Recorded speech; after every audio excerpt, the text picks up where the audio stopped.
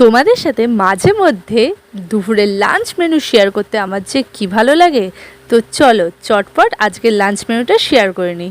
প্রথমেই ছিল ভাত, তারপরে ছিল মুসুর ডাল। গরম হোক বা শীতকাল আমার কিন্তু ডালটা প্রত্যেক দিনই প্রায় লাগে। তারপরে ছিল সেদ্ধ ডিম আর চিংড়ি মাছ ভাজা।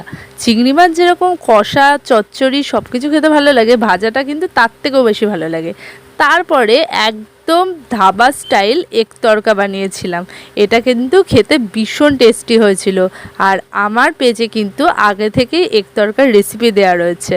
তারপরে ছিল ডুমো ডুমো করে কেটে রাখা আলু দিয়ে চিংড়ি মাছের একদম কষা কষা তরকারি। এটাও কিন্তু খেতে ভীষণ ভালো হয়েছিল।